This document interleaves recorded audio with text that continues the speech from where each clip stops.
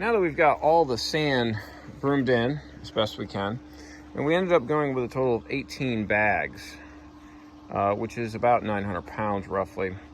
And we broomed it in, but you'll see all the white sand still kind of sitting on top due to the static. So what we'll do is we'll just take the hose, we'll put it on the shower mode, and we'll just get this nice and wet. This will help push a lot of that sand in, settle the sand, get rid of a lot of that static electricity and just push it down.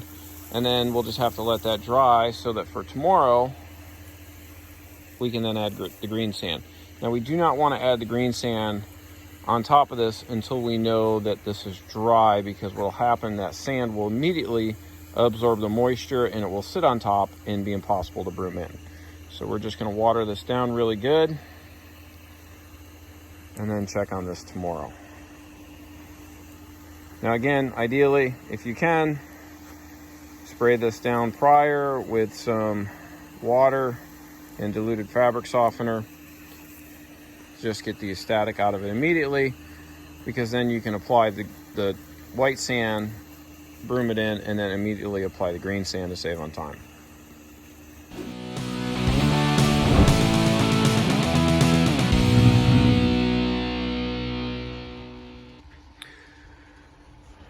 All right, now we've come back the following day as we sanded with the white silica the day prior, and we watered it down to get it settled in because we had the static electricity.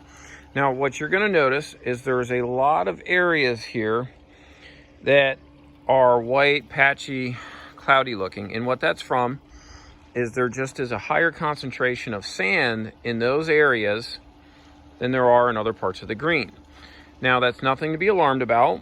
This is common when you are filling almost max capability of the green to hold sand, to get the ball to roll faster. So when this happens, don't be alarmed. You're going to brush it in. If you need to water it down to get the sand to settle into place, then what you do is you come back with a vacuum. You can utilize a couple of attachments, and here you can see in this area all around in here, which was again a heavy concentration similar to this here, which is along this break. And this happens from brooming. You'll get uneven areas just from brooming it in, because it's hard to see when the whole entire green is covered in sand. You can't see really what areas are getting more concentrations than others. So what we've done, and specifically here where I've marked out each one of the holes, I like to sand first, and I mark my cups with a nail. Then I'll come back and I'll actually use this attachment, and I will vacuum out all of the sand that is in this area and then cut out where my cups are. It's just a method that I like to use. It's much easier in my opinion, rather than trying to sand later and you keep pushing all of the sand into the cup and filling the cup up with sand. So what we'll do, and I'll just demonstrate, you don't want to let the nozzle just sit in one location. I'm using this more of a concentrated nozzle only because the sand at the moment is still wet from last night, which you can see here. And so the wider attachment, which would be my preferred method when it's dry, because we don't want to suck out too much, since it's wet and it's all clinging together, this one is not working as well. So we'll do more of the concentrated, and what we'll do, I'll show you the technique here.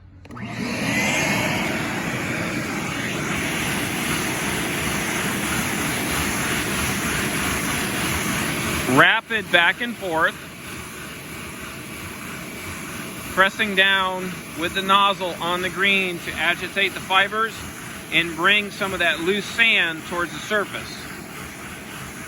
I'll go over it a couple of times. You can see I'm not leaving the nozzle in one location. I'm doing it in a rapid motion. And don't worry about a little bit of tiger striping, because we're going to come back later with the green sand, and we're going to put the green sand on top, and then we're going to roll this. But what I want you to see is that there's still a lot of sand almost to the surface even after we vacuum. So again, this is just a light vacuum, pressing with some pressure to agitate the sand enough to get some of this out in the concentrated areas, so that when we put the green sand back, it's uniform and we don't see any white.